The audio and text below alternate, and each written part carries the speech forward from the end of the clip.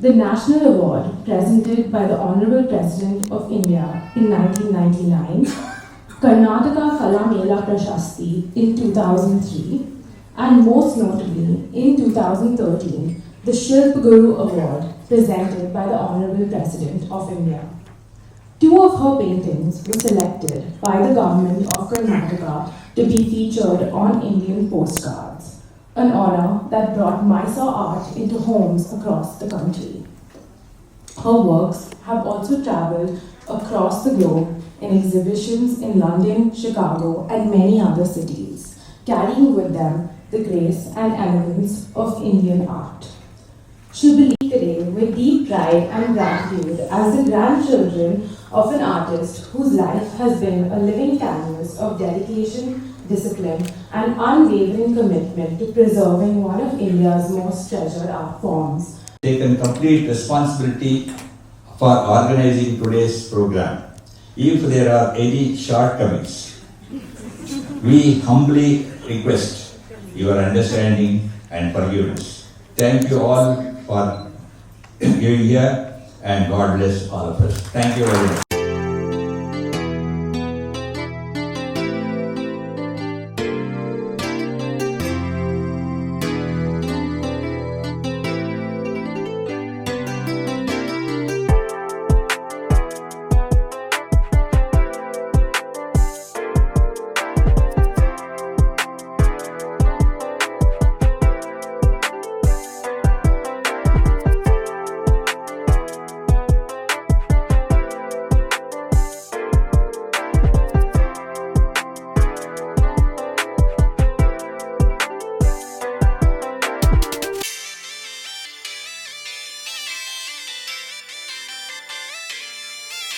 ತಲ್ಲೀನರಾಗಿ ಆ ಕೆಲಸವನ್ನು ಮಾಡಿದರು ಅಂತೇಳಿದ್ರೆ ಅವರ ಶ್ರೀಮತಿಯವರು ಇಲ್ಲೇ ಇದ್ದಾರೆ. ಅವರು ಹೇಳ್ತಾ ಇದ್ರು 3 ರಿಂದ 4 ತಿಂಗಳ ಕಾಲ ತನ್ನ ಕೊಠಡಿ ರೂಮ್ನಿಂದ ಹೊರಗೆ ಬರದೆ ಊಟ ತಿಂಡಿ ಪ್ರತಿಯೊಂದು ಅದೇ ರೂಮ್ನಲ್ಲಾಗಿ ಅವ್ರ ಹೆಂಡತಿನೇ ತಗೊಂಡು ಅಲ್ಲಿ ಕೊಡಬೇಕಿತ್ತು. ರೂಮ್ ಹೊರಗೆ ಬರದೆ ಯಾವ ಸ್ಥಿತಿಗೆ ಅವ್ರ ಆರೋಗ್ಯ ಬಂತು ಅಂತೇಳಂದ್ರೆ 4 ತಿಂಗಳು ಸೂರ್ಯನನ್ನೇ ನೋಡದೇ ಇದ್ದಂಥ ಕಾರಣಕ್ಕೋಸ್ಕರ ವಿಟಮಿನ್ ಡಿ ಡೆಫಿಷಿಯನ್ಸಿ ಆಗಿ ಅವರಿಗೆ ಸಕ್ಕರೆ ಕಾಯಿಲೆ ಬಂದು ಜೊತೆಗೆ 4 ಹೆಜ್ಜೆ ಇಡ್ಲಿಕ್ಕೆ ಆಗದೇ ಇರುವಂಥ ಸ್ಥಿತಿ ತಲುಪಿದಂಥ ಅಷ್ಟು ಮಟ್ಟಿನ ಒಂದು ತಪಸ್ಸಿನ ರೂಪದಲ್ಲಿ ಇಡೀ ರಾಮಾಯಣವನ್ನು ಸಾಯಿಬಾಬಾ ಅವರಿಗೆ ಚಿತ್ರಣ ಮಾಡಿಕೊಟ್ಟಂಥ ಒಬ್ಬ ತಪಸ್ವಿ ಕಲಾವಿದ ಚಂದ್ರನಾಥ ಆಚಾರ್ಯ ಅವರು.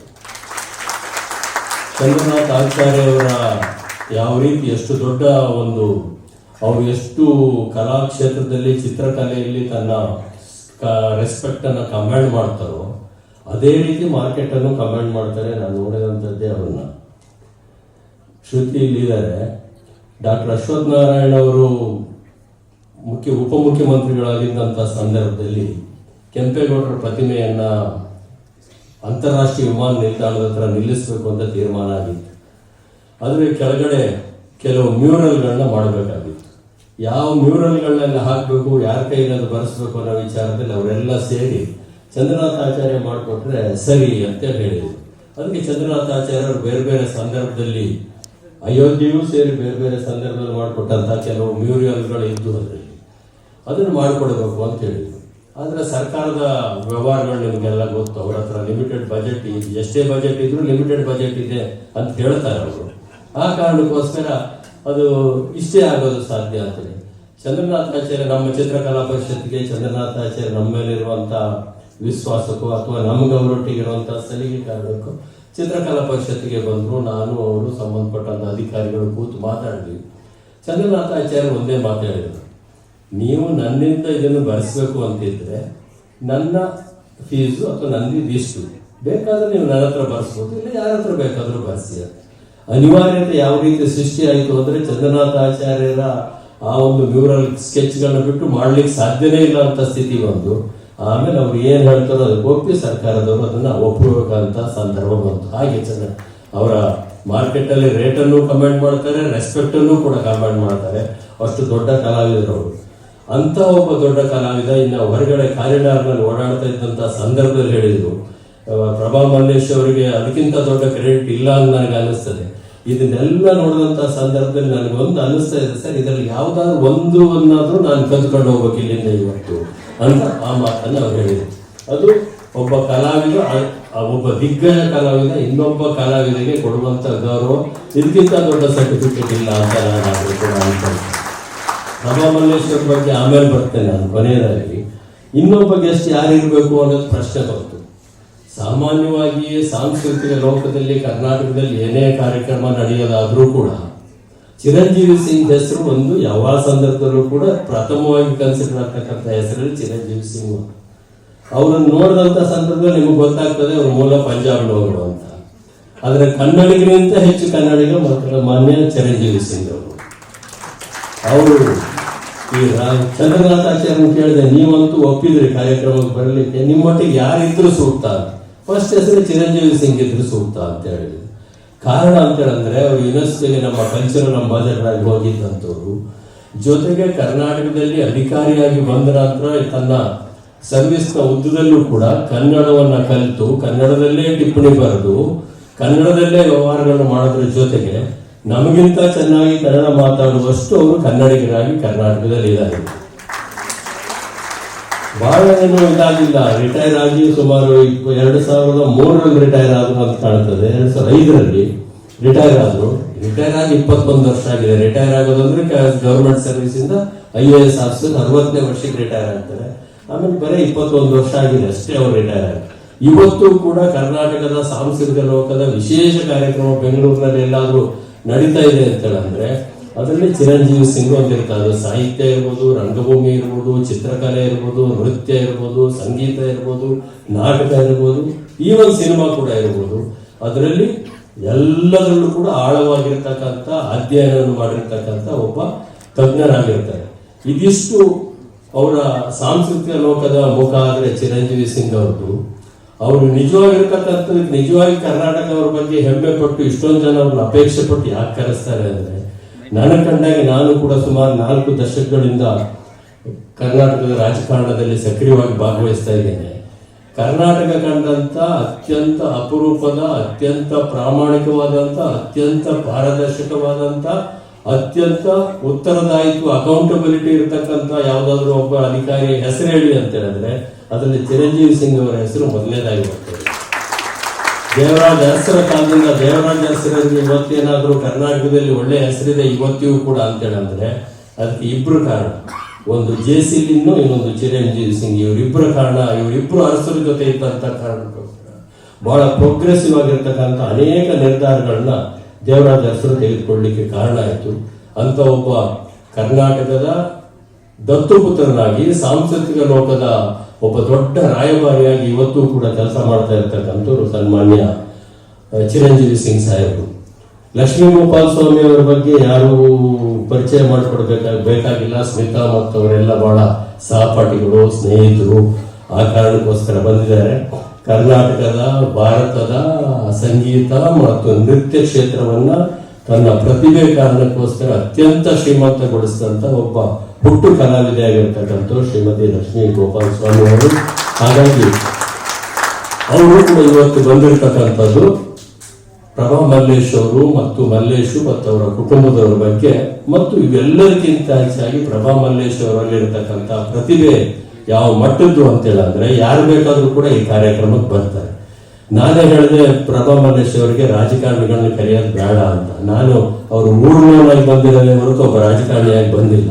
ಯಾಕಂದ್ರೆ ಪ್ರಭಾ ಮಲ್ಲೇಶ್ ಅವರ ಊರು, ನನ್ನ ತಾಯಿಯ ಊರು ಬಹುತೇಕ ಹತ್ತತ್ರ ಪಕ್ಕ ಬಿಳಿಗಿಲಿ ಮತ್ತು ದುರ್ಗದಲ್ಲಿ ಬಹಳ ಹತ್ತತ್ರ ಇರೋ ಕಾರಣಕ್ಕೋಸ್ಕರ ನಾನು ಅವರ ಚಿತ್ರಕಲಾ ಪರಿಷತ್ನ ಒಬ್ಬ ಗೌರವಾನ್ವಿತ ಬಹಳ ಪ್ರತಿಷ್ಠಿತ ಸದಸ್ಯನೂ ಕೂಡ ಆಗಿರೋದ್ರಿಂದ ಪ್ರಭಾ ಮಲ್ಲೇಶ್ ಅವರು ನಾನು ಆ ಒಂದು ಪಾತ್ರದಲ್ಲಿ ಇಲ್ಲಿದ್ದೇನೆ ಹೊತ್ತು ಒಬ್ಬ ರಾಜಕಾರಣದಲ್ಲಿರುವಂತವರಾಗಿ ಇಲ್ಲಿ ಬರ್ಲಿಕ್ಕೆ ಸಾಧ್ಯ ಇಲ್ಲ.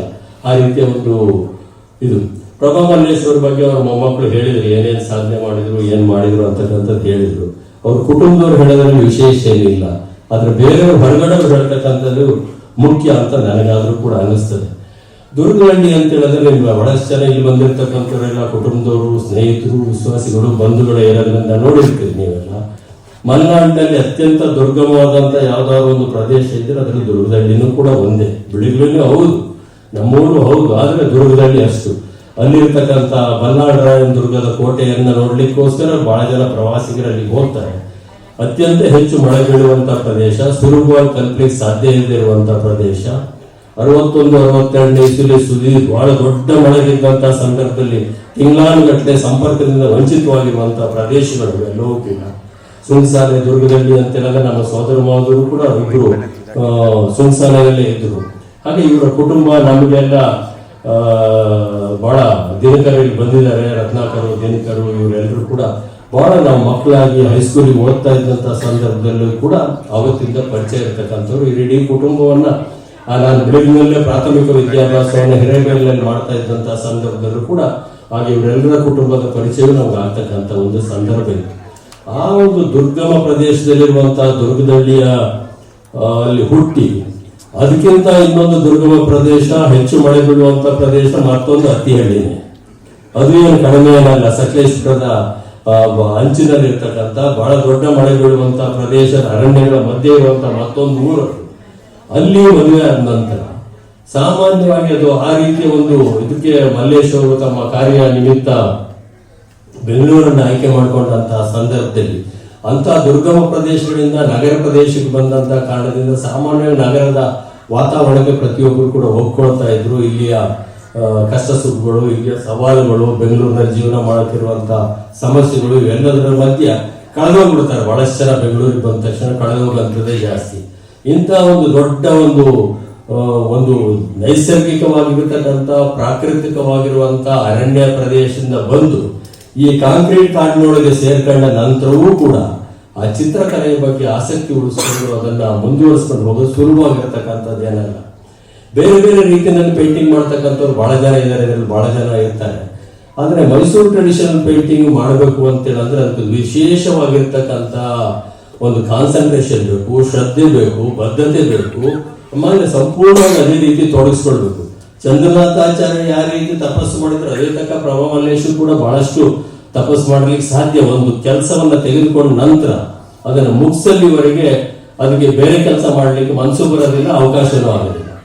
ಆ ದೃಷ್ಟಿಯಿಂದ ಮಲ್ಲೇಶ್ ಅವ್ರನ್ನ ಅಭಿನಂದಿಸಬೇಕು. ಯಾಕೆ? ಅವರ ಮಕ್ಕಳನ್ನ, ಕುಟುಂಬದವ್ರನ್ನ ಅಭಿನಂದಿಸಬೇಕು. ಯಾಕೆಂದ್ರೆ ಇವ್ರನ್ನ ನೀವು ತಾಳ್ಕೊಂಡಿದ್ದೀರಲ್ಲ, ಟಾರ್ಗೆಟ್ ಮಾಡಿದಿರಲ್ಲ, ಇವರೆಲ್ಲ ಹವ್ಯಾಸವನ್ನ ಅವರು ಪರ್ಸ್ಯೂ ಮಾಡ್ಲಿಕ್ಕೆ ಅವಕಾಶ ಮಾಡಿಕೊಟ್ರಲ್ಲ. ಇದು ಗಂಡಸರಲ್ಲಿ ಇರ್ತಕ್ಕಂಥ ಅಪರೂಪವಾಗಿರ್ತಕ್ಕಂಥ ಗುಣ. ಬಹಳಷ್ಟು ಜನ ಈ ಪಿತೃ ಪ್ರಧಾನವಾಗಿರ್ತಕ್ಕಂಥ, ಪುರುಷ ಪ್ರಧಾನವಾಗಿರುವಂತ ಈ ಸಮಾಜದಲ್ಲಿ ನಮ್ಮ ಶ್ರೀಮತಿಯವರು ನಮ್ಮ ಬೆಟರ್ ಆಫ್ ನಮ್ಗಿಂತ ಹೆಚ್ಚಿನ ಸಾಧನೆ ಮಾಡ್ತಾರೆ, ಹೆಚ್ಚು ಹೆಸರು ಗಳಿಸ್ತಾರೆ ಅಂದ್ರೆ ಅಷ್ಟು ಸುಲಭವಾಗಿ ಪುರುಷ ಸಮಾಜ ಅದನ್ನು ತಡ್ಕೊಳ್ಳುವಂತ ಮನಸ್ಥಿತಿ ಇರೋಂಥದ್ದು ಇವತ್ತಿಗೂ ಕೂಡ ಇಲ್ಲ. ಇಷ್ಟೇ ಇಲ್ಲ, ನಾವು ಬಹಳ ಮುಂದುವರೆದಿದ್ರು ಕೂಡ 21ನೇ ಶತಮಾನದಲ್ಲಿ ಇದ್ರು ಕೂಡ ಕಾನೂನು ಪ್ರಕಾರ ಎಲ್ರಿಗೂ ಸಮಾನತೆಯನ್ನು ಕೊಟ್ಟಿದ್ರು ಕೂಡ ಅಷ್ಟು ಸುಲಭವಾಗಿರ್ತಕ್ಕಂಥದ್ದಲ್ಲ. ಅದಕ್ಕೆ ಬಹಳಷ್ಟು ಅವರಿಗೆಷ್ಟು ತಾಳ್ಮೆ ಬೇಕು, ಅದಕ್ಕಿಂತ ಹೆಚ್ಚು ತಾಳ್ಮೆ ಅವರ ಆ ಒಬ್ಬ ಕಲಾವಿದರ ಸುತ್ತಮುತ್ತ ಇದರಲ್ಲಿ ಇರಬೇಕು. ಚಂದ್ರನಾಥಾಚಾರ್ಯರ ಬಗ್ಗೆ ಹೇಳ್ತಾ ಇದ್ದೇನೆ. ನಾನು ಕೇಳಿದೆ ಅಮ್ಮನ್ನ, ಏನ್ ಸಮಾಚಾರ, ಹೇಗೆ ನೀವು ಸಹಿಸ್ಕೊಂಡ್ರಿ? ಏನಿಲ್ಲ ಸರ್, ಬೆಳಿಗ್ಗೆ ತಿಂಡಿ, ಮಧ್ಯಾಹ್ನ ಊಟ, ರಾತ್ರಿ ಊಟ ಎಲ್ಲ ರೂಮಿಗೆ ತಾಳ್ಮೆ ಕೊಡ್ತಾ ಇದ್ದೆ. ಒಂದು ರೀತಿ ಈ ಚಾತುರ್ಮಾಸದಲ್ಲಿ ಸ್ವಾಮಿಗಳು ಚಾತುರ್ಮಾಸ ಇದಕ್ಕೆ ಹೋದಂತ ಸಂದರ್ಭದಲ್ಲಿ ಊಟ ಮತ್ತೊಂದೆಲ್ಲ ತಗೊಂಡೋಗಿ ಇಟ್ಟು ಬರ, ಯಾರು ನೋಡಂಗಿಲ್ಲ, ಮಾತಾಡಂಗಿಲ್ಲ, ಆ ತರದ ಒಂಥರ ಚಾತುರ್ಮಾಸದ ವ್ರತ ಮಾಡ್ದಂಗೆ ಚಂದ್ರನಾಥಾಚಾರ್ಯ ಅವರು ಕೊಡ್ತಾ ಇದ್ರು. ಬಹುತೇಕ ಪ್ರಭಾ ಮಲ್ಲೇಶ್ವರಿಗೆ ಆ ಒಂದು ಅವಕಾಶ ಸಿಕ್ಕಿತ್ತೋ ಇಲ್ಲ ಗೊತ್ತಿಲ್ಲ, ಆದ್ರೆ ಸಹಿಸ್ಕೊಂಡಿದ್ದಾರೆ. ಒಂದೇ ಒಂದು ಅಂದ್ರೆ ಮಲ್ಲೇಶ್ವರು ಬೇರೆ ಬೇರೆ ಆಡಳಿತದಲ್ಲಿರುವಂತರು ಕಾರ್ಮಿಕರ ಸಮಸ್ಯೆಗಳ ಮಧ್ಯೆ ಆ ಜಂಜಾಟದಲ್ಲಿ ಸಿಕ್ಕೊಂಡಿದ್ದ ಕಾರಣಕ್ಕೋಸ್ಕರ ಒಂದು ರೀತಿಯಲ್ಲಿ ಇದನ್ನೆಲ್ಲ ಬೆಂಬಲವನ್ನು ಸಂಪೂರ್ಣವಾಗಿ ಕೊಟ್ಟಿದ್ದಾರೆ. ಇದು ಈ ಸಾಧನೆ ಮಾಡತಕ್ಕಂಥ ಸುಲಭವಾಗಿರ್ತಕ್ಕಂಥದ್ದಲ್ಲ. ನಾನು ಕಳೆದ ಚಿತ್ರಕಲಾ ಪರಿಷತ್ನಲ್ಲಿ 2003ನೇ ಇಸ್ವಿ ಸುಮಾರು 22-23 ವರ್ಷದಿಂದ ಸದಸ್ಯನಾಗಿ, ಅಧ್ಯಕ್ಷನಾಗಿ ಮತ್ತೊಂದು ಬೇರೆ ಬೇರೆ ಕೆಲಸದಲ್ಲಿ ಜವಾಬ್ದಾರಿ ಕೆಲಸ ಮಾಡ್ತಾ ಇದ್ದೀನಿ. ನಾನು ಅಲ್ಲಿ ಪ್ರತಿ ವಾರ, ಪ್ರತಿ ತಿಂಗಳು ಬೇಕಾದಷ್ಟು ಪೇಂಟಿಂಗ್ ಎಕ್ಸಿಬಿಷನ್ಗಳು ನಡೀತಾ ಇದಾವೆ, ಮತ್ತೊಂದೆಲ್ಲ ಇದಾವೆ. ಇದು ಮಾಡಿದಂತಹ ಸಂದರ್ಭದಲ್ಲಿ ಪ್ರಭಾ ಮಲ್ಲೇಶ್ವರದ್ದು ಕೂಡ ಕೆಲವು ವರ್ಷಗಳ ಹಿಂದೆ ನಾವು ಮೈಸೂರು ಟ್ರೆಡಿಷನಲ್ ಪೇಂಟಿಂಗ್ ನ ಒಂದು ಎಕ್ಸಿಬಿಷನ್, ಎಕ್ಸ್ಕ್ಲೂಸಿವ್ ಎಕ್ಸಿಬಿಷನ್ ಕೂಡ ಮಾಡಿದ್ವಿ. ಅಲ್ಲಿ ಬಂದು ನೋಡಿದಂತಹ ಸಂದರ್ಭದಲ್ಲಿ ಅನೇಕ ಜನ ಬಹಳ ಒಳ್ಳೆ ಕಾಮೆಂಟ್ ಮಾಡಿದ್ರು. ಚಿರಂಜೀವಿ ಸಿಂಗ್ ಅವರು ಇಲ್ಲಿ ಕೂತು ಒಂದು ಮಾತನಾಡಿದ್ರು. ಅದನ್ನೆಲ್ಲ ನೋಡಿದಂತ ರೀತಿಯಲ್ಲಿ ಪ್ರಭಾ ಮಲ್ಲೇಶ್ವರ ಅವ್ರಿಗೆ ಇರ್ತಕ್ಕಂಥ ಆ ಒಂದು ಪ್ರತಿಭೆಗೆ ಸರಿಯಾಗಿರ್ತಕ್ಕಂಥ ಮಾನ್ಯತೆ ಸಿಗಬೇಕು ಅಂತ ಹೇಳಿದ್ರೆ ಕರ್ನಾಟಕ ಸರ್ಕಾರ ಅವರ ಕೆಲವು ಕೆಲಸಗಳನ್ನಾದ್ರೂ ಕೂಡ, ಕೆಲವು ವರ್ಕ್ಗಳನ್ನಾದ್ರೂ ಕೂಡ ಸ್ಟೇಟ್ ಗ್ಯಾಲರಿಗೆ ತೆಗೆದುಕೊಳ್ತಕ್ಕಂಥ ತೀರ್ಮಾನವನ್ನ ಮಾಡಿದ್ರೆ ಅವ್ರಿಗೆ ನಿಜವಾಗಿರ್ತಕ್ಕಂಥ ಗೌರವ ಆಗ್ತದೆ ಅನ್ನೋ ಮಾತನ್ನು ಚಿರಂಜೀವಿ ಸಿಂಗ್ ಆ ಮಾತನ್ನು ಹೇಳ್ತಾರೆ. ಅದನ್ನ ಚಂದ್ರನಾಥಾಚಾರ್ಯ ಅನುಮೋದನೆ ಮಾಡ್ತಾರೆ ಅಂದ್ರೆ ಇದಕ್ಕಿಂತ ದೊಡ್ಡದಾಗಿರ್ತಕ್ಕಂಥ ಸರ್ಟಿಫಿಕೇಟ್ ಅವಶ್ಯಕತೆ ಇದೆ ಅಂತ ನನಗೆ ಅನಿಸ್ತದೆ. ಸಾಮಾನ್ಯ ಒಂದು ಕೆಲಸದಲ್ಲಿ ತೊಡಗಿದಂಥ ಸಂದರ್ಭದಲ್ಲಿ ಪುರಸ್ಕಾರಗಳು ಸಿಕ್ಕಿದ್ರೆ, ಅವಾರ್ಡ್ಗಳು ಸಿಕ್ಕಿದ್ರೆ ಅದೊಂದು ರೀತಿ, ಮತ್ತೊಂದು ರೀತಿಯಲ್ಲಿ ನಮಗೆ ಎಂಕರೇಜ್ಮೆಂಟೇ ಆಗ್ತದೆ. ಅದು ಅವ್ರಿಗೆ ಬಹಳಷ್ಟು ಬಂದಿದ್ದಾವೆ, ಈಗಾಗಲೇ ಅದನ್ನು ಹೇಳಿದ್ದಾರೆ. ಎಲ್ಲದಕ್ಕಿಂತ ಮುಖ್ಯವಾಗಿರ್ತಕ್ಕಂಥದ್ದು 2 ಅವಾರ್ಡ್ಗಳನ್ನ ನಾನು ಇಲ್ಲಿ ಪ್ರಸ್ತಾಪ ಮಾಡಲಿಕ್ಕೆ ಬಯಸ್ತೇನೆ. ಒಂದು ಶಿಲ್ಪಗುರು ಅವಾರ್ಡು 2013ರಲ್ಲಿ ಬಂದಿರತಕ್ಕಂಥದ್ದು, ಇನ್ನೊಂದು 1999ನೇ ಇಸ್ವಿನಲ್ಲಿ ಬಂದಿರತಕ್ಕಂಥ ನ್ಯಾಷನಲ್ ಅವಾರ್ಡ್. ಇನ್ನುಳಿದಾಗೆ ಬೇರೆ ಬೇರೆ ಅವಾರ್ಡ್ಗಳು ತುಂಬಾ ಬಂದಿದೆ ಅವರಿಗೆ. ಅವೆಲ್ಲವೂ ಕೂಡ ಬಂದಿರೋದು. ಇವೆರಡು ಕೂಡ ಬಹಳ ಪ್ರಮುಖವಾಗಿರ್ತಕ್ಕಂಥ ಈ ಕ್ಷೇತ್ರದಲ್ಲಿ ಯಾರು ಕೆಲಸ ಮಾಡ್ತಾ ಇದ್ದಾರೋ ಅದರಲ್ಲಿ ಅತ್ಯುತ್ತಮವಾಗಿರುವಂತಹ ಸಾಧನೆ ಮಾಡುವ ವ್ಯಕ್ತಿ ಮಾತ್ರ ಸಿಗತಕ್ಕಂಥ ಅವಾರ್ಡ್ಗಳೆಲ್ಲ ಅದನ್ನ ಅವ್ರು ಮಾಡಿದ್ದಾರೆ. ಇದರಿಂದಾಗಿ ನಾನು ಅದಕ್ಕೆ ಹೇಳಿದೆ, ವಿಶೇಷವಾಗಿ ಇದರಲ್ಲಿ ಸ್ವಲ್ಪ ಸ್ವಾರ್ಥ ಇದೆ. ನಾವು ಮಲೆನಾಡಿನವರಾಗಿದ್ರೆ ಮಲೆನಾಡಿಗೆ ಹೆಮ್ಮೆ ಇವತ್ತು ಅಂತ ಹೇಳಲಿಕ್ಕೆ ಕಾರಣ, ಮಲೆನಾಡಿನ ಹೆಣ್ಣು ಮಕ್ಕಳಲ್ಲಿ ಆರ್ಟಿಸ್ಟ್ಗಳು ಬಹಳ ಜನ ಇದ್ದಾರೆ, ಇಲ್ಲ ಅಂತಿಲ್ಲ. ಆದ್ರೆ ಬಹಳಷ್ಟು ಜನ ಅದನ್ನ ಪರ್ಸ್ಯೂ ಮಾಡಕ್ಕೆ ಸಾಧ್ಯ ಆಗಲಿಲ್ಲ. ಇವ್ರು ಮಾಡಿದಾಗೆ ಪರ್ಸ್ಯೂ ಮಾಡಕ್ಕೆ ಸಾಧ್ಯ ಆಗಿಲ್ಲ. ಮಾಡಿದ್ರೆ ಇನ್ನೊಂದಷ್ಟು ಸಾಧನೆಗಳನ್ನು ಮಾಡಬಹುದಾಗಿತ್ತೋ ಏನೋ. ಆದ್ರೆ ಅದರಲ್ಲಿ ಇವರು ಮಾಡಿರುವಂತಹ ಸಾಧನೆ ಬಹುತೇಕ ಮುಂದೆ ಈ ಕ್ಷೇತ್ರದಲ್ಲಿ, ಅದು ಚಿತ್ರಕಲೆ ಇರ್ಬೋದು, ಸ್ಕಲ್ಪ್ಚರ್ ಇರ್ಬೋದು, ಗ್ರಾಫಿಕ್ಸ್ ಇರ್ಬೋದು, ಯಾವುದೇ ಬೇಕಾದ್ರೆ ಇರ್ಬೋದು, ಅದರಲ್ಲಿ ಯಾರು ಇದನ್ನು ಪರ್ಸ್ಯೂ ಮಾಡಬೇಕು ಅಂತ ಹೇಳ್ತಿದ್ದಾರೆ ಅವರಿಗೆ ಇದರ ಮಾನ್ಯತೆ ಇದೆ ಚಿತ್ರಕಲೆ ವಿಚಾರದಲ್ಲಿ ಅನ್ನೋದನ್ನ ನಾನು ಅವರ ಒಂದು ಪ್ರೇರಣೆ ಪ್ರಭಾ ಮಲ್ಲೇಶ್ವರ್ ಅನ್ನೋ ಮಾತನ್ನು ಹೇಳಿದೆ. ನಿನ್ನೆ ನಾನು ಊರಿಂದ ವಾಪಸ್ ಬಂದ ನಂತರ ರಾತ್ರಿ ಅವ್ರ ಪೇಪರ್ ಓದಕ್ಕಾಗಿಲ್ಲ. ನಾನು ಮಲ್ಲೇಶಿಗೆ ಹೇಳ್ತಾ ಇದ್ದೆ, ಆ ಪೇಪರ್ ತೆಗೆದು ಓದಿದೆ. ನಾನು ರಾತ್ರಿ ಸುಮ್ಮನೆ ನೋಡ್ತಾ ಇದ್ದೆ, ಪೇಪರ್ ಓದಿ ನೋಡ್ಕೊಳ್ಳಿ.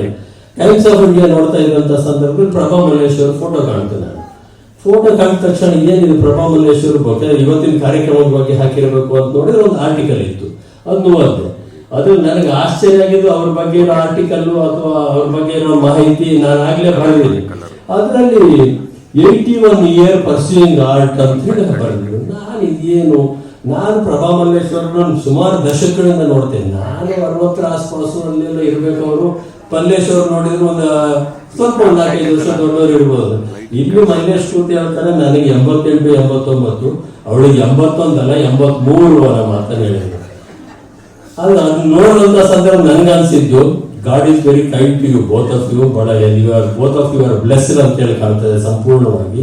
ನೀವು ಇಬ್ರು ಕೂಡ 100 ತಲುಪಬೇಕು, ಅಲ್ಲಿ ತನಕ ನೀವು ಆಕ್ಟಿವ್ ಆಗಿರ್ಬೇಕು. ಮಲ್ಲೇಶ್ವರ್ ಹೇಳಿ ಒಂದ್ 2 ವರ್ಷದಿಂದ ಸಣ್ಣ ಪುಟ್ಟ ಕೆಲವು ಆರೋಗ್ಯ ಸಮಸ್ಯೆ ಬಿಟ್ರೆ ಅದರ I am fit and energetic ಅಂತ ಹೇಳಿದ್ರು. ನಾನು ನೋಡಿದ್ದೀನಿ ನಿಮ್ಮನ್ನ, ನಾನು ವಿದ್ಯಾರ್ಥಿ ಲಾ ಕಾಲೇಜ್ ಓದಿಕ್ ಬಂದಂತ ಸಂದರ್ಭದಿಂದ ನಿಮ್ಮನ್ನು ನೋಡ್ತಲೇ ಇದ್ದೀನಿ ನಾನು. ನೀವು ಫಿಟ್ಟೆ, ನಿಮ್ ಹೋಗೋದ್ರ ಜೀವಿಜಿಯನ್ನು ಫಿಟ್ಟೆ. ಅವ್ರು ಇತ್ತೀಚೆಗೆ ಸ್ವಲ್ಪ ಆರೋಗ್ಯ ಸಮಸ್ಯೆ ಇರಬೇಕು ಹೊರತು ಫಿಟ್ ಆಗೇ ಇದ್ದಾರೆ, ಅದ್ರಲ್ಲಿ ಏನಿಲ್ಲ. ಅದೊಂದು ಬ್ಲೆಸ್ಸಿಂಗ್. ಯಾಕಂದ್ರೆ ಇದನ್ನ ಇಷ್ಟು ಕಾನ್ಸಂಟ್ರೇಷನ್ ಮಾಡಿ ಕೆಲಸ ಮಾಡ್ತಾ ಇರಬೇಕಂತ ಸಂದರ್ಭದಲ್ಲಿ ಆರೋಗ್ಯ ಸಹಕರಿಸದೆ ಹೋದ್ರೆ, ನಮ್ಮ ದೇಹ ಸಹಕರಿಸದೆ ಹೋದ್ರೆ ಬಹಳ ಕಷ್ಟವಾಗಿರ್ತದೆ. ಆಮೇಲೆ ಕುಟುಂಬದ ಸದಸ್ಯರು, 2 ಮಕ್ಕಳು, ಸೊಸೆಯರು, ಮೊಮ್ಮಕ್ಕಳು ಎಲ್ಲರೂ ಕೂಡ ಐ ಥಿಂಕ್ ವೆಲ್ ಬ್ಲೆಸ್ಡ್. ಅದರಲ್ಲಿ ಏನಿಲ್ಲ.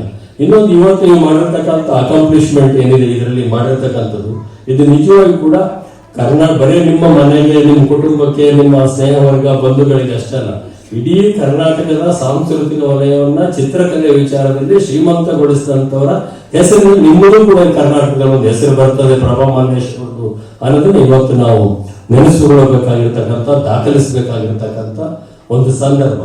ಆ ಸಂದರ್ಭಕ್ಕೆ ಸಾಕ್ಷಿ ಆಗಿರ್ತಕ್ಕಂಥ 3 ಜನ, ಅದಕ್ಕೆ ಚಂದ್ರನಾಥಾಚಾರ್ಯರು ಹೋಗ್ತಾರೆ ಅದನ್ನ ಅಂತ ಹೇಳಿ ಅನ್ಕೊಂಡಿದ್ದೇನೆ ನಾನು. ಅವ್ರು ಮಾತಾಡುವಂತಹ ಸಂದರ್ಭದಲ್ಲಿ ಅದನ್ನ ಹೇಳ್ಬೋದು. ಯಾಕಂದ್ರೆ ಚಿತ್ರಕಲೆ ಬಗ್ಗೆ ಆಗ್ಲಿ, ಬೇರೆ ಇದರ ಬಗ್ಗೆ ಆಗ್ಲಿ ಅಧಿಕಾರಯುತವಾಗಿ ಮಾತಾಡುವಷ್ಟು ನಾನು ಆ ಕ್ಷೇತ್ರದ ಪರಿಣತಿಯನ್ನು ಪಡೆದಿಲ್ಲ. ನನ್ನ ಕ್ಷೇತ್ರವೇ ಬೇರೆ. ಆದ್ರೆ ನಾನೊಂದು ಹವ್ಯಾಸವಾಗಿ ಈ ಚಿತ್ರಕಲಾ ಪರಿಷತ್ನಲ್ಲಿ ಇರೋದೇ ಬಿಟ್ರೆ ಅಲ್ಲಿ ಯಾವುದೇ ದೊಡ್ಡ ಪರಿಣತಿ, ಅದನ್ನ ವಿಮರ್ಶೆಗೊಳಪಡುವಷ್ಟು ಮಾಹಿತಿ ಅಥವಾ ಅನುಭವ ನನಗಿಲ್ಲ.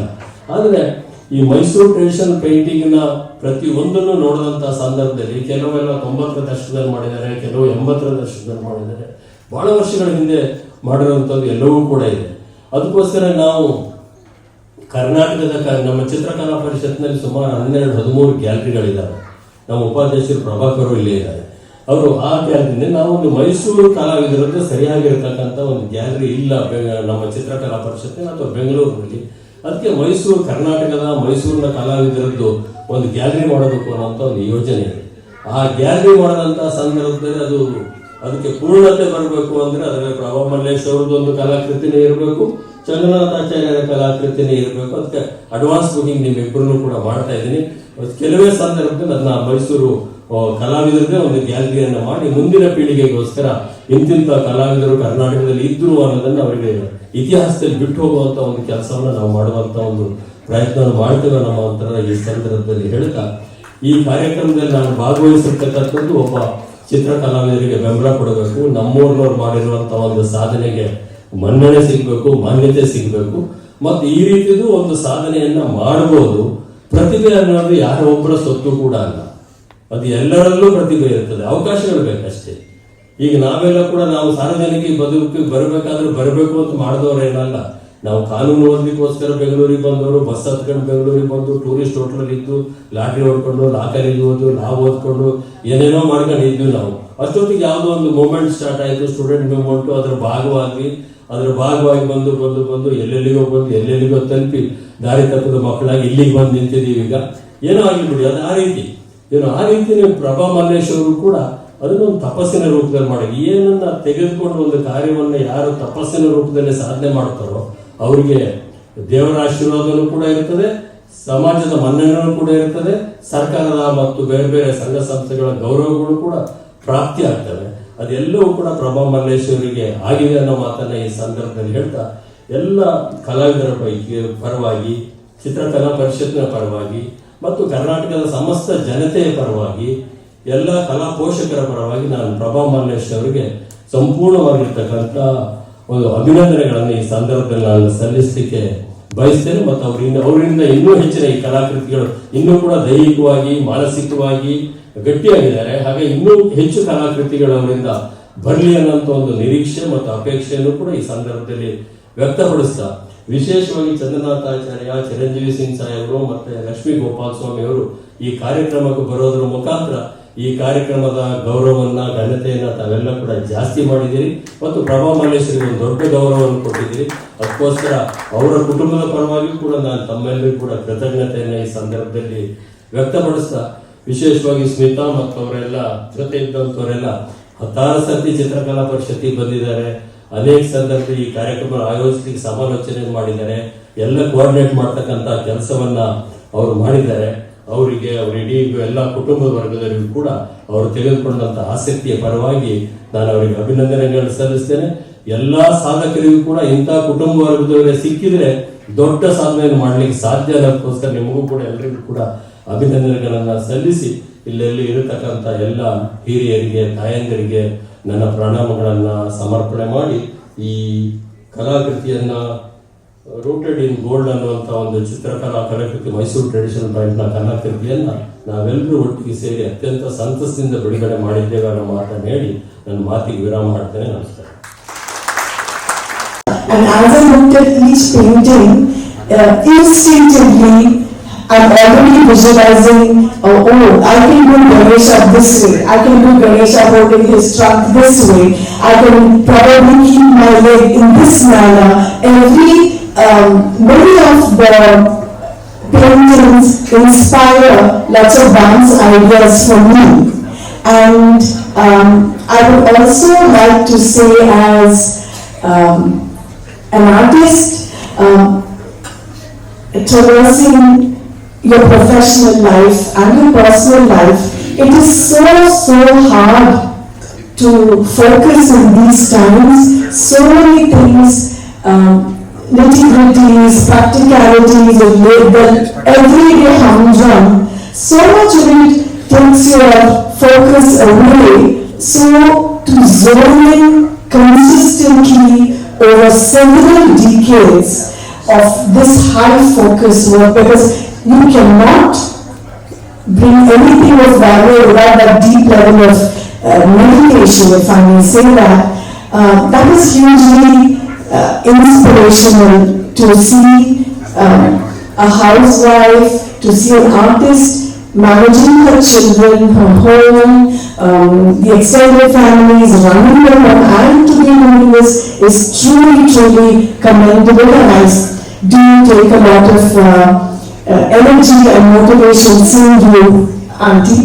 And I can just say that I'm very proud of the family, because many times when you have an artist at home, we kind of take them for granted. I'd just like to share that my mother was a very senior musicologist and musician, and what ran in my mind was, I wish I had also done something like this for my mom. Why I'm saying this is just to appreciate Smita, her sons, the other sister-in-law, that we've come together to put up such a beautiful event. And Smita is somebody I know from my 6th standard in school. We've grown up together, and she's always been an athlete, especially perfectionist, the eye for detail. And so she ran this event by me some 3-4 times, calling me, but such is our friendship that she forgot to give me an invite.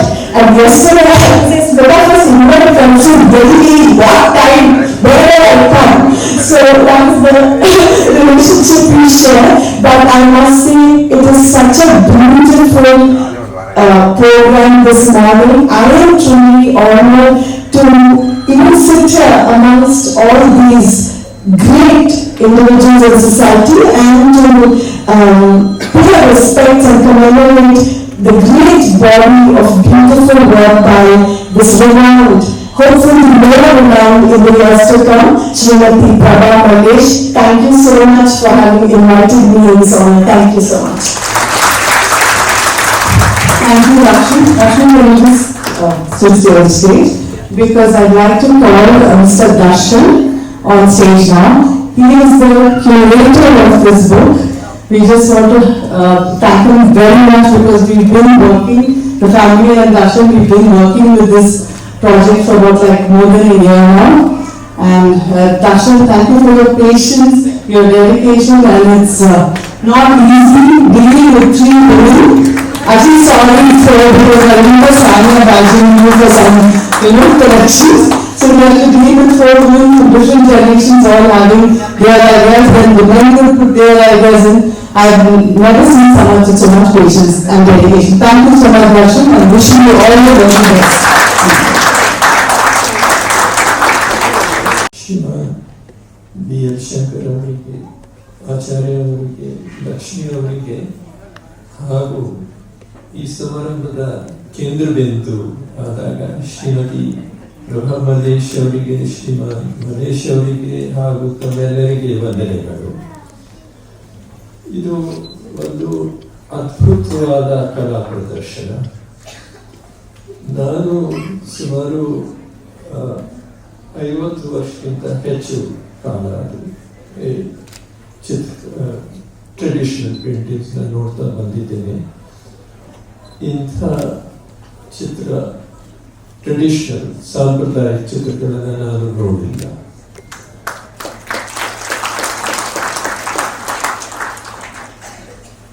ನಾನು ಕರ್ನಾಟಕಕ್ಕೆ 1970ರಲ್ಲಿ ಬಂದೆ.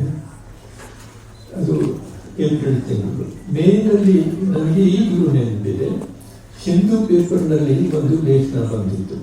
ಅದು Mysuru traditional ಚಿತ್ರಕಲಾ ಬಗ್ಗೆ, ಮತ್ತು ಅದರಲ್ಲಿ ಒಂದು ಮಾತಿತ್ತು, there is only one teacher left now who is trying to revive this painting, and he is in ಚಿತ್ರಕಲಾ ಪರಿಷತ್.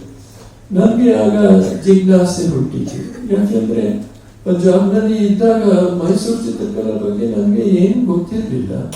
ಬಹುಶಃ ಉತ್ತರ ಭಾರತದಲ್ಲಿ ಈಗಲೂ ಜನಕ್ಕೆ ಗೊತ್ತಿಲ್ಲ.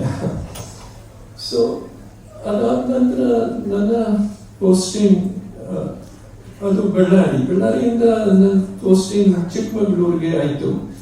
ಸೊ ಇವತ್ತು ಚಿಕ್ಕಮಗಳೂರು ಜನ ಎಲ್ಲ ನೋಡಿ ನನಗೆ ನೆನಪು ಬಂತು. I was so happy in Chikkamagaluru. ನಾನು ಹೇಳ್ತಾ ಇದ್ದೆ, I'll forego all my promotions if the government keeps me in Chikmagaluru only. But ಆಗಲಿಲ್ಲ. Anyway, from there Bangalore ಗೆ ಬಂದೆ. ಶಂಕರ್ ಸಾಹೇಬರು ಹೇಳಿದಂತೆ ನಾನು ದೇವರಾಜ ಅವರ ಕಚೇರಿಗೆ ಸೇರಿದೆ. Mister Lean and I we were to managing his office. So ನನಗೆ ಆ ಆರ್ಟಿಕಲ್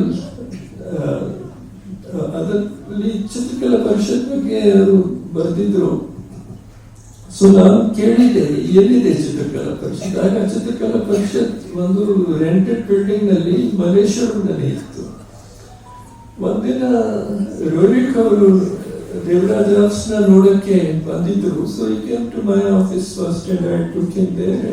ಜೊತೆಗೆ ಕಮಲಾಕ್ಷಿ ಅವರು ಮತ್ತು ನಂಜುಂಡರಾಯರು ಮತ್ತು ಸುಬ್ರಹ್ಮಣ್ಯಂ ರಾಜು ಅವರು ಬಂದಿದ್ರು. So I was very happy that ಚಿತ್ರಕಲಾ ಪರಿಷತ್ತಿನ ಜನ ಇಲ್ಲಿಗೆ ಬಂದಿದ್ದಾರೆ. I said I want to see. So ಅವರು ಕರ್ಕೊಂಡು ಹೋಗಿದ್ರು ಒಂದಿನ ನಂಜುಂಡರಾಯರು ಮತ್ತು ಇತ್ತೀಚೆಗೆ ತೀರ್ಕೊಂಡ್ರು ಕಮಲಾಕ್ಷಿ ಅವರು. And I saw all the collection. But ಇದು ಆರ್ಟಿಕಲ್ 1970 ಓದಿದಾಗ ನಾನು ನನ್ನ ಫ್ರೆಂಡ್ ಅಲ್ಲಿ ಫಸ್ಟ್ ಫ್ರೆಂಡ್ ಅಲ್ಲಿ ನಾನು apart from my colleagues like the DC great man Shri Balagopalan ಅವರು ವಾಸ್ ಅಲ್ಲಂವೀರ್ ಭದ್ರಕ. ಅವರು ಈಗ ತಾನೇ ಗ್ರಾಜುಯೇಷನ್ ಮಾಡಿ ನಮ್ಮ ಫ್ರೆಂಡ್ ಆಗಿದ್ರು. ಸೊ ಮನೆಯಲ್ಲಿ ಕೆಲವು ಇದರ ಓಲ್ಡ್ ಮೈಸೂರ್ ಪೇಂಟಿಂಗ್ಸ್ ಇತ್ತು. ಸೊ ಫಸ್ಟ್ ನೋಡಿದ್ದು ಓಲ್ಡ್ ಮೈಸೂರ್ ಪೇಂಟಿಂಗ್ಸ್ ನಾನು ಅಲ್ಲಂವೀರ್ ಭದ್ರಪ್ಪ ಅವರ ಮನೆಯಲ್ಲಿ. ಆಮೇಲೆ ಬಳ್ಳಾರಿಯಲ್ಲಿ ಒಂದು ಅಂಗಡಿಯಲ್ಲಿ 2-3 ಸಣ್ಣ ಅಂಗಡಿಯದು ಪಾನ್ ಮತ್ತು ಈ ತರದ್ದು. ಆ ಅಂಗಡಿಯಲ್ಲಿ 2 ಪೇಂಟಿಂಗ್ಸ್ ಇತ್ತು. ಅಲ್ಲಿ ನಾನು ಹೆಸರು ನೋಡಿದೆ ಜಾವಗಲ್ ನರಸಿಂಹಯ್ಯ ಅವ್ರದ್ದು ಪೇಂಟಿಂಗ್ಸ್. ಆಮೇಲೆ ಆ ಪೇಂಟಿಂಗ್ಸ್ ಆ ಅಂಗಡಿಗೆ ಹೇಗೆ ಬಂತು, ಅಲ್ಲಿಂದ ಎಲ್ಲೇ ಹೋಯ್ತು ಗೊತ್ತಿಲ್ಲ ನನಗೆ. ಬಟ್ ಜಾವಗಲ್ ನರಸಿಂಹಯ್ಯ ಹೆಸರು it's a very big name in old Mysore painting. Prabha ಅವರಿಗೆ ಬಹುಶಃ ಅವರ ಬಗ್ಗೆ ಗೊತ್ತಿದೆ. So when I studied what is so special about old Mysore painting, ಬಹುಶಃ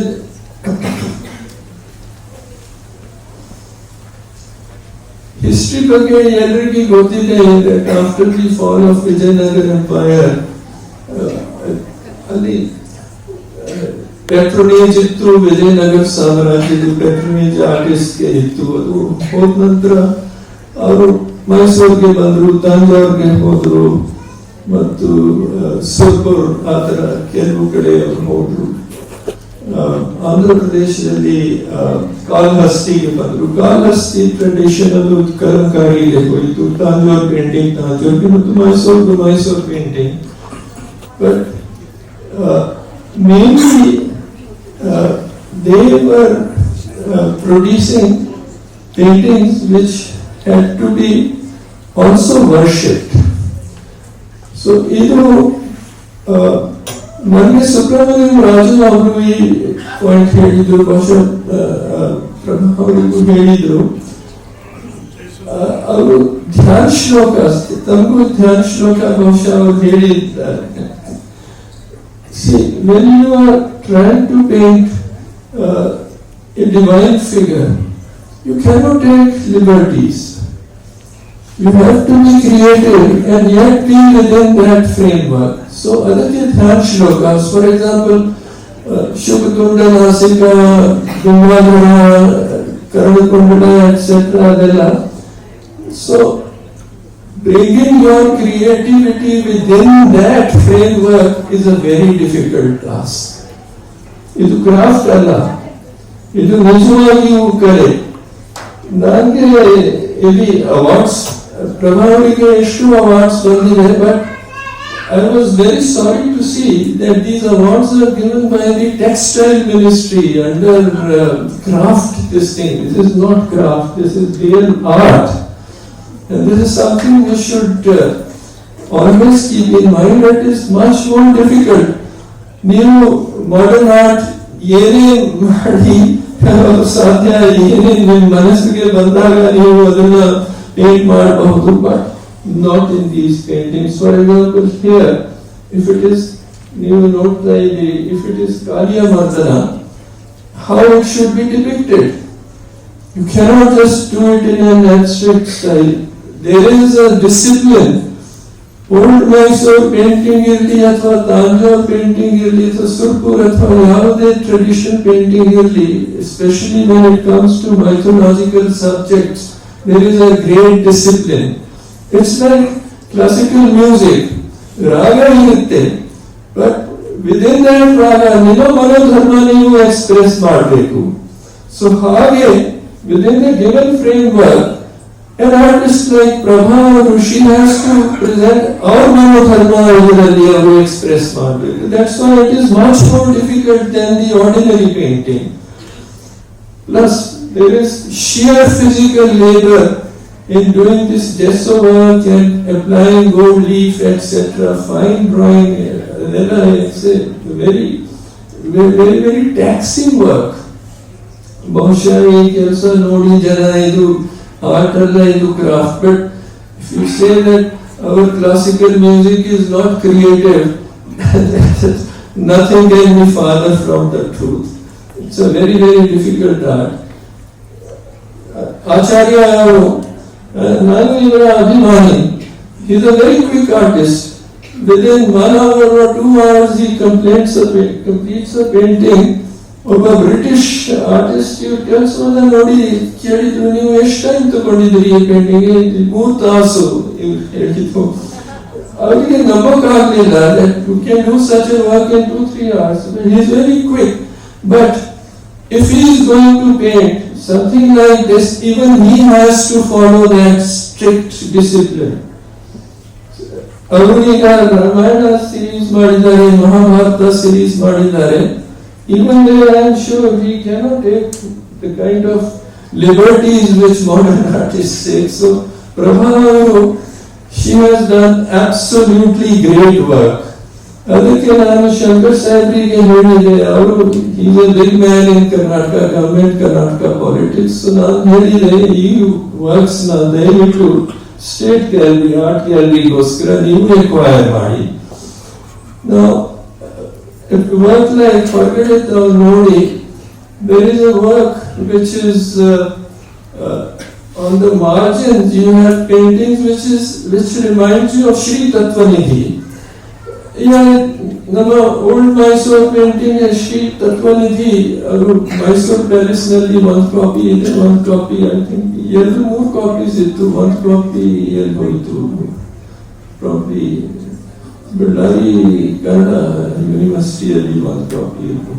Anyway, Shri Tattvanidhi, if you see the paintings, you can immediately relate that this is not only the individual artist's imagination, but it is connected to that tradition also. So your independent thinking, your manodharma, your adherence to tradition, and making a painting which can be put in your puja room, which was the original idea of these paintings. All this makes it a very, very difficult art. It's not an easy art, provided you want to be creative within the limits of this art, which she has done. ಅದಕ್ಕೆ ನಾನು ಹೇಳಿದೆ, ಇಂತಹ works ನಾನು ನೋಡೇ ಇಲ್ಲ. Absolutely fantastic work, and she deserves all the applause. Prabha ಅವರಿಗೆ ಎಲ್ಲ ಅಭಿನಂದನೆಗಳು. Some of these paintings ಹೊರಗಡೆ ಬಹುಶಃ ನೋಡಿದ್ದೀರಿ, they are amazing works. So I'm very happy that I have got a chance to see these great works. ನಿಜವಾಗಿಯೂ these are great works, ಅದರಲ್ಲಿ ಸಂಶಯ ಇಲ್ಲ. And she is a great artist. One of the greatest artists of Karnataka is with us today. And she is, at the age of 83, she is still active. Devu avರಿಗೆ ಆಯುಷ್ಯ ನೀಡಲಿ, so that she can go on painting till her centenary and you celebrate our Shatamanosava ಇಲ್ಲಿ ನೀವು ಆಚರಿಸಬಹುದು.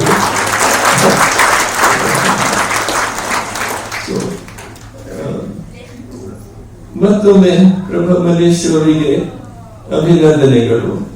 ಮಲ್ಲೇಶ್ ಅವರು she has been her bedrock of sport. For any, lady artists or musicians artists any creative field, unless there is support from the family, it is very difficult for them. And she is able to achieve all this because Malleshwaru, he was her big sport and at her back. In fact, ಪುಸ್ತಕದಲ್ಲಿ ನಾನು ನೋಡ್ತಾ ಇದ್ದೇನೆ, he told me when we met that he was very close to Svetoslav Röhrig, he's a good friend. So ಅವರೇ ಇವ್ರನ್ನ ಕರ್ಕೊಂಡು ಹೋಗಿದ್ರು ಚಿತ್ರಕಲಾ ಪರಿಷತ್ಗೆ. So therefore it is not an exaggeration to say that the credit for this achievement goes to Shri Mallesh also.